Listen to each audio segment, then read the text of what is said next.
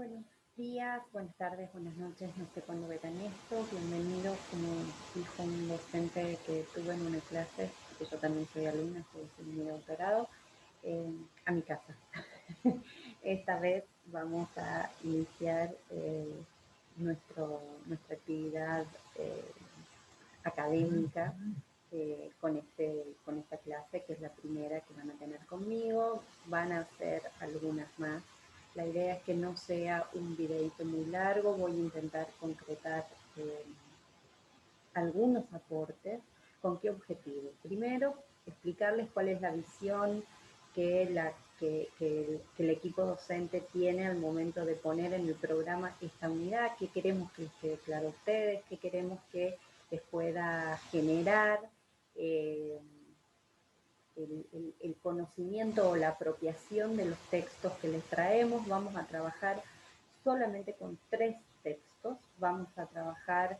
con el texto de Uprinmi, vamos a trabajar con el texto de Abramovich y vamos a trabajar con el texto sobre derechos sociales, ¿sí? Con la idea de los derechos sociales como derechos, ¿sí? Entonces, les voy a explicar cuáles son las notas conceptuales que me parecen más relevantes de estos textos, cómo los vamos a analizar para poder ponerle carne a cada uno de los, carne o sustancia, perdón, a cada uno de los temas propuestos en la unidad y también les voy a recomendar que lean, va a estar cargada también una pequeña guía de lectura que acompañará este video para que ustedes puedan ver qué nos interesa de esos textos en relación con estos temas propuestos en esta unidad, ¿sí? Las primeras aclaraciones que les quiero hacer es que para nosotros, por supuesto, y como para todo el resto de la humanidad, entiendo, no es una situación ideal. A nosotros nos gusta mucho el intercambio. Creo que si hay algo que compartimos todos los docentes de esta cátedra, es que en el intercambio con cada uno de ustedes, nosotros también enriquecemos nuestra visión sobre estos marcos teóricos que, cuando son puestos en acción o en acto, con discusiones con ustedes, con sus experiencias, con sus reflexiones, con sus preguntas, todo el tiempo se van complejizando, se van actualizando, se van enriqueciendo. Pero bueno, la virtualidad nos está colocando hoy por hoy en este esquema. Vamos a tener que acostumbrarnos, y lo que yo no quería que se pierda de vista es que con esta lógica y con el objetivo de ir achicando lo máximo posible esta distancia, si bien vamos a colocar videos asincrónicamente, es decir, videos que ustedes van a poder ver a lo largo de en el momento que a ustedes les resulte más adecuado y a lo largo del cursado cuantas veces quieran, vamos a intentar generar algunas instancias de encuentros que esperamos, por ser encuentros eh, programados, sean lo suficientemente atractivos para ustedes y para nosotros, y valga la pena esta dedicación. Vamos a probar. Si no sale, no sale. Si no nos sale, vamos probando otra cosa. Creo que a mí ya me tocó dar una materia en el primer cuatrimestre. Este segundo cuatrimestre lo vamos a seguir haciendo una constante prueba y error, para ir mejorando y sacando lo mejor posible de un proceso académico muy particular, ¿no? Entonces, hecha esta aclaración, la unidad 2, ustedes van a ver que está referida a aquellas tensiones entre las categorías o generaciones de derechos humanos, ¿no? Esta idea de que los derechos civiles y políticos van por un lado, los derechos y tienen unas características, los derechos económicos, sociales y culturales van por otro, y existen un tercer grupo de derechos, una tercera generación de derechos humanos que va por otro y que tiene otras características, ¿sí? Y ahí lo que vamos a ver es que en realidad esta idea de categorías o generaciones o estas clasificaciones que, que existe tradicionalmente, que existió tradicionalmente de los derechos humanos y que es la primera parte de una discusión que se va a completar con la unidad 3 cuando veamos las obligaciones generales de derechos humanos. Lo que viene a transparentar es que lo que sucedió a lo largo de la historia, por hacer un corte, si se quiere, caprichoso, pero me parece que pedagógicamente viable o aceptable, es que las sociedades modernas han ido viendo que hay un paradigma más clásico, ¿sí?, respecto de cuáles son estos derechos fundamentales y a quienes y quiénes son los portadores de estos derechos fundamentales, y la idea de que a lo largo de estos 3, 4 siglos que ya va teniendo esta evolución, este recorte que vamos haciendo, si se quiere, desde la modernidad para acá, es decir, desde las revoluciones burguesas para acá, vamos a ver que ese paradigma ha ido, no ha estado libre de tensiones, ha ido cambiando, y hoy por hoy estamos en un momento en donde ya estas ideas iniciales de cuáles eran esos derechos fundamentales se han visto absolutamente de alguna manera desafiada, cuestionada e incluso modificada. Y también quiénes son las personas o los sujetos portadores de esos derechos. También es algo que también ha ido cambiando y se ha ido modificando con una gran intensidad durante este periodo de tiempo, desde 1700 hasta acá. Entonces, vamos a ver que estas ideas que diseñan una estatalidad, diseñan una sociedad, diseñan marcos regulatorios, también han ido produciendo o han ido teniendo que hoy se manifiestan de manera también modificada o reformada. Entonces ya tenemos que poder identificar cuáles van a empezar a ser o cuáles deberían ser las características de una estatalidad, un marco regulatorio o un marco normativo que dé cuenta de esta visión también. Y esto, aunque parezca que son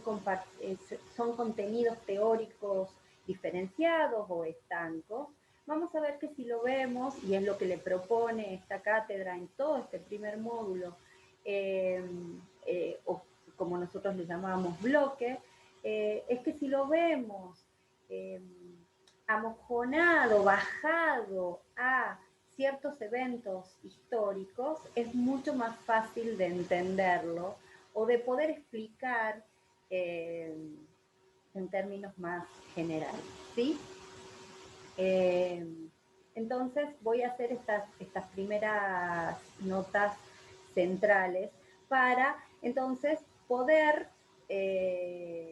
ir repasando con ustedes cuáles son estas características o las ideas esenciales en cada uno de estos puntos de esta unidad, ¿sí? También paso la advertencia de que voy a dejar unas pequeñas guías de preguntas u orientaciones para que ustedes puedan saber o manejarse mejor con 3 de los textos que vamos a utilizar en esta unidad. De todos los textos que están propuestos, vamos a trabajar con algunas partes de estos, de solamente 3. Vamos a trabajar con la idea de las transformaciones constitucionales recientes de América Latina de UPRINMI. Vamos a trabajar con la idea de los derechos sociales como derechos y vamos a trabajar con el texto de Abramovich, también este texto es de Abramovich, y vamos a trabajar con un tercer texto que es de las violaciones masivas a los patrones estructurales y porque me parece que este tercer texto es el pie más adecuado para la unidad 3, que es la que sigue en el desarrollo curricular y que completa esta idea de las obligaciones generales en materia de derechos humanos, ¿sí? Entonces, voy a compartir con ustedes una pequeña referencia conceptual muy básica que es entonces las nociones iniciales que vimos un poco, ¿no? O sea, que los derechos humanos los identificamos como un proceso histórico, no es la misma noción que tenemos nosotros de derechos humanos hoy que la que tuvieron las personas que fundaron de alguna manera el derecho internacional de los derechos humanos allá por la posguerra de la Segunda Guerra Mundial, ¿no?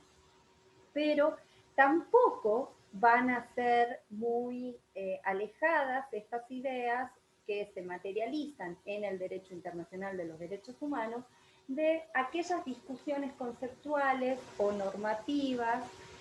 o incluso morales o filosóficas, elijamos cualquiera de las fuentes, si se quiere, que podemos discutir en materia de derechos humanos, la idea que dan sustento a esta idea de que existen ciertos derechos fundamentales que son de alguna manera un límite a el ejercicio del poder, independientemente de la forma que ese poder tenga, ¿no? Porque obviamente no es lo mismo la idea de poder monárquico que la idea de un poder republicano o que la idea de un poder 100% democrático, ¿no? Entonces, independientemente de cómo se van diseñando o cómo se va construyendo o ejerciendo el poder frente a los ciudadanos tenemos un núcleo de derechos que inicialmente se reconocían como derechos fundamentales de manera más generalizada. Hay algunas referencias de textos que ya en 1700 hablaban de derechos humanos, pero si no, la idea de derechos fundamentales nos va a servir para referirnos a esos derechos fundamentales previos a el nacimiento o el surgimiento en términos concretos del derecho internacional de los derechos humanos que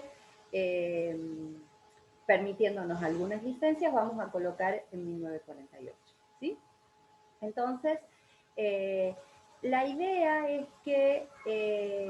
esta lucha por identificar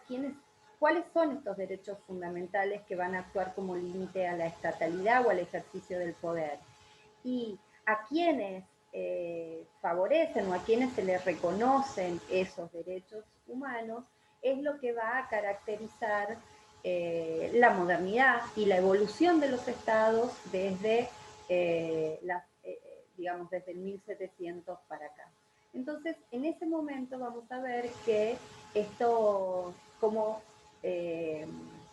cualquier proceso histórico y social que se observe con sinceridad, o sea, con una sinceridad de análisis, se va a ver que todo proceso histórico está marcado por los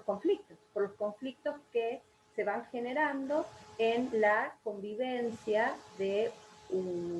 las personas, de un grupo de personas, de grupos de personas, eh, y de esos grupos, o sea, de esos grupos entre sí y de esos grupos frente al Estado. Entonces, vamos a ver que si bien lo que ha caracterizado es que estos movimientos, estos hitos, si se quiere, en la conquista de derechos fundamentales, eh, ha ido evolucionando, ¿no? Si bien si podemos hacer un recorte muy básico y solo para darles un ejemplo de a lo que me estoy refiriendo, esas revoluciones, la primera revolución burguesa, si nos ubicamos en la Revolución Francesa, vamos a ver que fueron a reclamar derechos los grupos burgueses, de varones burgueses propietarios, también fueron las mujeres, incluso mujeres que también pertenecían a la burguesía, también fueron grupos de trabajadores, de varones, más no propietarios, ¿sí? Que de alguna manera trabajaban y tenían una relación con esos señores feudales y eventualmente algún otro colectivo. Y sin embargo, fueron todos a solicitar y a exigir frente al poder absolutista monárquico hasta ese momento, eh, libertad, igualdad y fraternidad. Pero volvieron con esos derechos referidos a la igualdad, a la libertad y a la fraternidad, solamente los varones eh, adultos propietarios, y no necesariamente vinieron en ese reparto o en esa lucha, salieron victoriosos todos estos grupos. Estos grupos quedaron relegados y entonces vamos a ver, esto lo doy solamente como ejemplo y permitiéndome 1000 licencias, pero para que a ustedes les quede claro cómo se dan generalmente estos procesos de lucha frente al Estado. Vamos muchos y volvemos victoriosos algunos pocos. Entonces, el germen de la idea de que yo también soy portador de esos derechos y por lo tanto el Estado también me los tiene que reconocer, queda instalado y no va a pasar mucho tiempo para que cíclicamente eso vuelva a quedar en un punto de tensión en donde la resolución tiende a contestar esa demanda. Entonces vamos a ver que las próximas revoluciones o las próximas grandes conquistas van a estar relacionados ¿contra quién?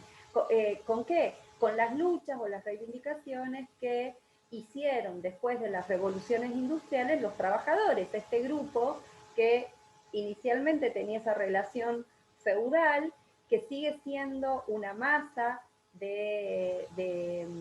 relevante en el esquema productivo de cualquier estado y que va a empezar a generar o intentar modificar esas condiciones en la distribución de poder y en el acceso de beneficios. Entonces,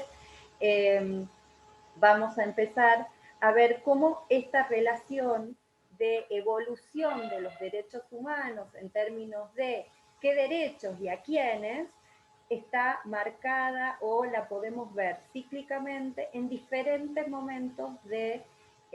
las sociedades modernas, ¿no? Y cómo eso va impactando en la estatalidad, en el diseño institucional.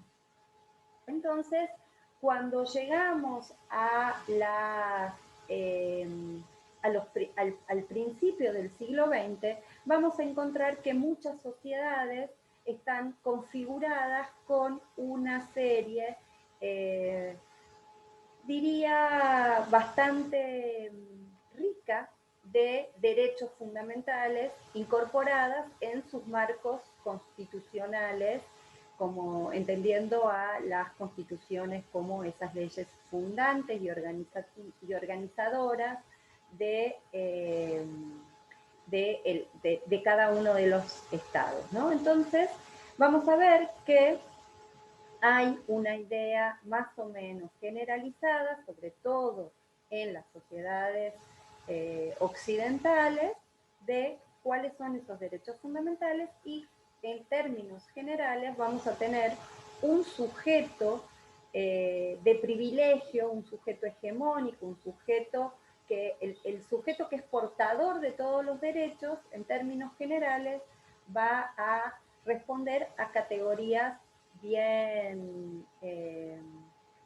fáciles de deducir, ¿no? Varones, adultos, propietarios, caucásicos, en su general, con plenas capacidades, ¿sí? Que va a ser de alguna manera la medida en la que se construyen la estatalidad y las instituciones estatales que tienen que reconocer un marco, que tienen que reconocer estos derechos a las personas. Pero cuando hacemos el zoom, nos vemos que las personas en esa visión son exclusivamente este modelo, este sujeto que vamos a llamar como sujeto de privilegio promedio, ¿no? En general, también, hasta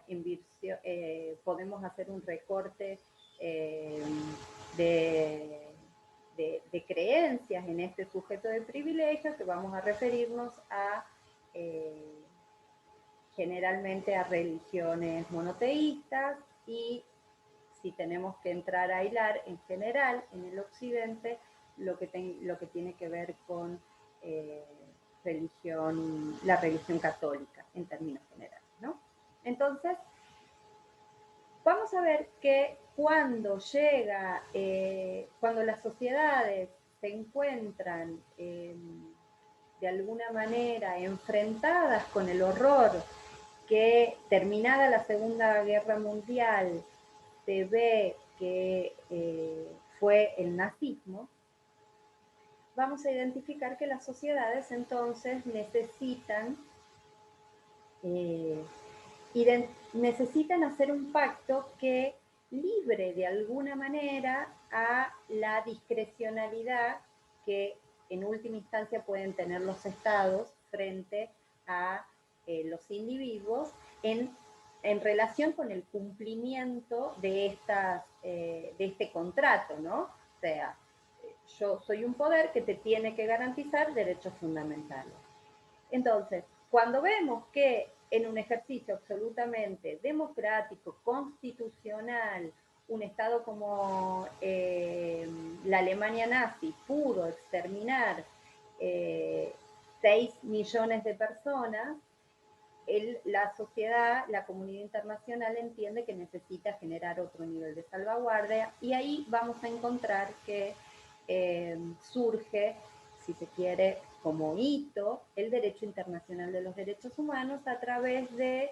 ciertos documentos que son centrales en la constitución tanto de la Organización de Naciones Unidas como, en nuestro caso, la Organización de Estados Americanos. Entonces, en ese momento inicial, todos los estados se ponen de acuerdo en que las personas, todas las personas, tienen derechos a este tipo de reconocimiento, a este núcleo de derechos que van a llamar derechos humanos y que no van a estar atados o no podrían estar atados a la voluntad de un Estado de reconocerlos o no, sino que todos los Estados con esta manifestación los reconocen. Y por lo tanto, esta proclama que hacen los estados de los derechos que tienen los individuos, ya en un plano internacional y frente a los pares, se lo piensa como una salvaguarda mejor. Sin embargo, vamos a ver que a partir de ese momento se empieza a trabajar fuertemente en la construcción no solamente de normativa internacional referida a los derechos humanos, de ciertos derechos específicos, obviamente van a surgir contra el racismo y la xenofobia, Pero además se va a empezar a intentar trabajar con una perspectiva de que efectivamente esos acuerdos que hacen los estados se materialicen en acuerdos más robustos y que puedan tener un nivel de control, supervisión y exigencia mayor, ¿sí? Entonces, una vez aprobadas los grandes instrumentos de la Declaración Universal o la Declaración Americana referido a los derechos humanos, que son documentos que surgen en 1948, la comunidad internacional se va a poner a trabajar en nuevos documentos con un nivel de vinculación mayor. Pero obviamente algo que no podemos despejar en ninguna foto, si tenemos una foto, si se quiere, de geopolítica o de macropolítica, no podemos desconocer que una vez iniciada el periodo político de la de posguerra, después de la Segunda Guerra Mundial, se va a empezar una tensión que vamos a poder simplificar como Occidente y la Unión Soviética, ¿no? O el comunismo, en donde se van a poner en tensión digamos, esas visiones más liberales, ¿sí? E individualistas, de neto corte individualista, es decir, que estas libertades fundamentales van a estar absolutamente referenciadas con un modelo de estatalidad que tiene casi con un sentido casi forzado, si uno lo va a ver, ¿no? Filosóficamente, en el mismo nivel la vida que la propiedad, ¿no? Mientras que desde una visión un poco más amplia, si se quiere, respecto de que las personas son en su comunidad y la propiedad privada no tiene una centralidad tan importante frente a la necesidad de bienestar general, se van a poner en tensiones. Entonces vamos a ver que el segundo gran momento del derecho internacional de los derechos humanos se va a dar, esto va a estar muy marcado y vamos a tener que estos instrumentos que ya se refieren a la obligación general, a establecer obligaciones estatales frente a estos derechos que tienen las personas, nacen divididos en derechos civiles y políticos y derechos económicos, sociales y culturales, ¿no? Entonces los estados asumen obligaciones frente a los derechos civiles y políticos de manera inmediata, mientras que a aquellos derechos identificados o agrupados como derechos económicos, sociales y culturales, las obligaciones que asumen los estados no es de resolución inmediata, sino de hacerlo en la medida en que los recursos lo permitan. Entonces ya nacen con un nivel de exigibilidad distinto en Naciones Unidas a través de dos instrumentos y en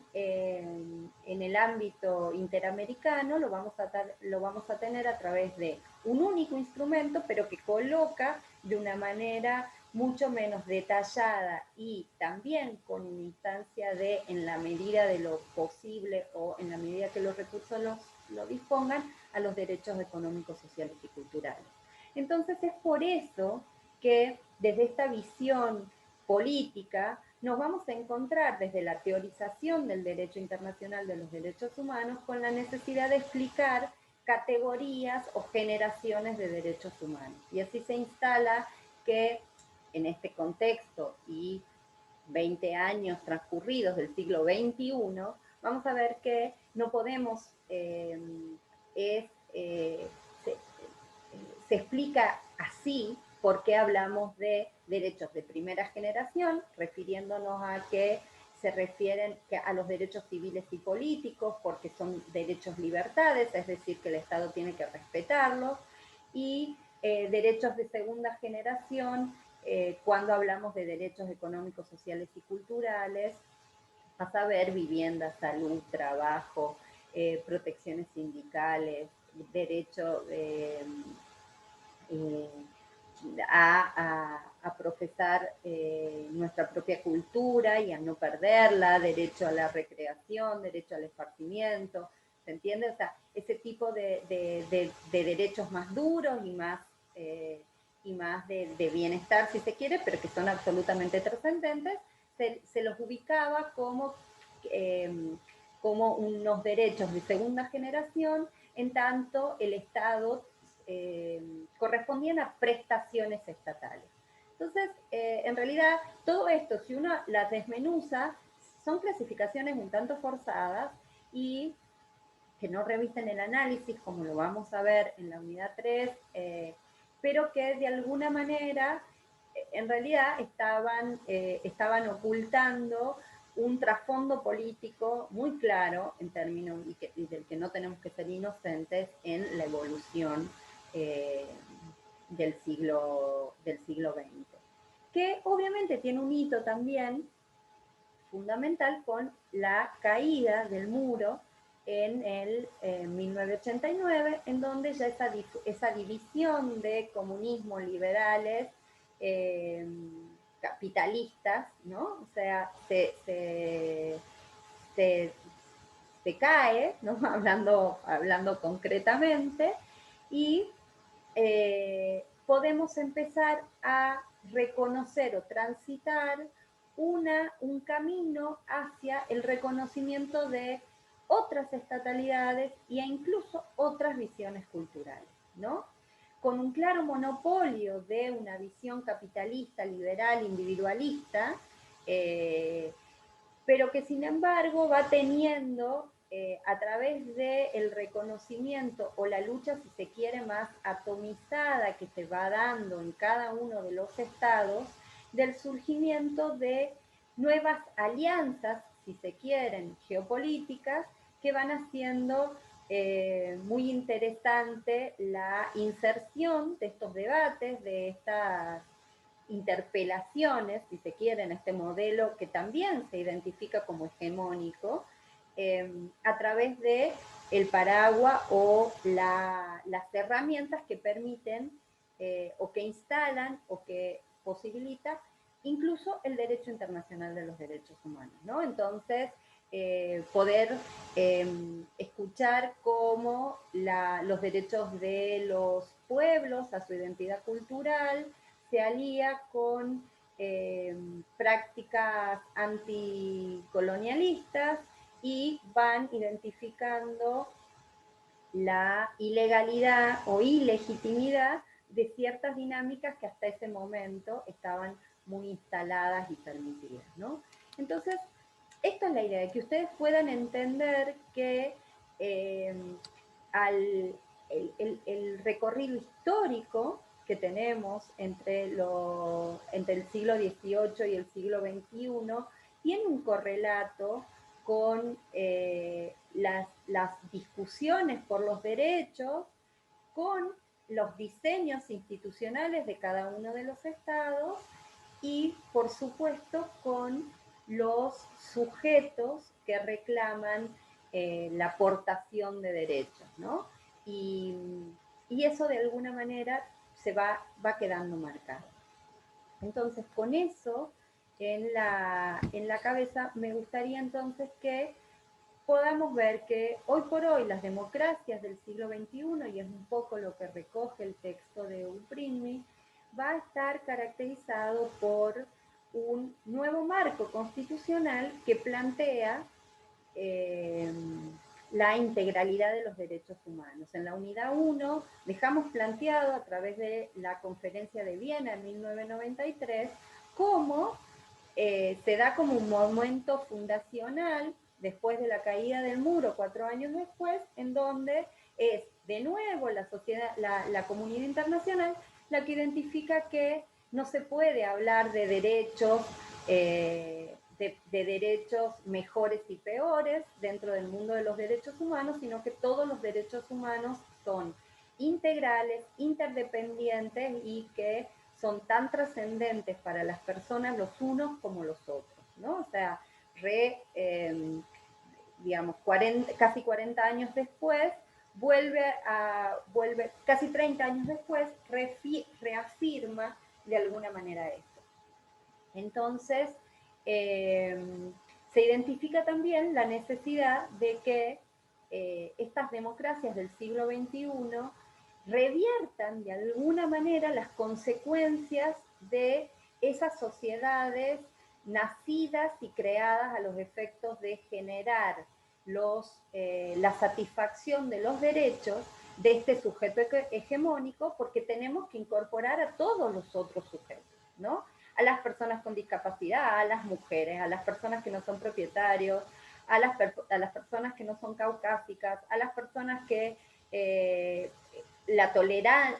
digamos, la diversidad en términos religiosos va a empezar a quedar enmarcada en este tipo de nuevos contratos sociales, si se quiere, ¿no? Entonces, ¿por qué? Porque empiezan a ganar, digamos, posiciones aquellos grupos que identifican en la visión individualista y liberal una trampa que no los deja acceder a los derechos, ¿sí? Y también gana posiciones la idea de que justamente como el Estado tiene que revertir las consecuencias de esta desigualdad inicial, ya no me sirve un Estado que solamente me permita cosas, sino que necesito un Estado que regule cosas y que limite asimetrías, que son, como les digo, de larguísima data y casi esenciales en los modelos en los que se diseñan las sociedades modernas, ¿no? Entonces, esa característica es fundamental. Entonces, la idea de la integralidad de los derechos humanos que tenemos hoy a través de la multiplicidad de tratados internacionales de derechos humanos vinculantes, referidos no solamente a grupos, sino también a grupos de derechos, es decir, no solamente a grupos de personas, sino a grupos de derechos, vamos a tener que los estados hoy del siglo XXI, las democracias del siglo XXI, para ser respetuosos de los derechos humanos, van a tener que poder dar cuenta que hay nuevos derechos que atender, es decir, no solamente voy a tener esos derechos libertades, sino también voy a tener estos derechos prestaciones, voy a tener nuevos sujetos que atender, no solamente aquel sujeto hegemónico, sino también los grupos que estaban postergados en el acceso al derecho y ni siquiera eran reconocidos como sujetos. Pensemos que las personas afro hasta 1960 no tenían derechos en el paradigma de la sociedad igualitaria, libertaria y capitalista como era Estados Unidos, ¿no? O sea, pensemos que no hasta hace poco tiempo esa visión estaba tolerada institucionalmente. Entonces, hay nuevos sujetos, o lo que está pasando en nuestro país con el reconocimiento de los pueblos originarios, o incluso,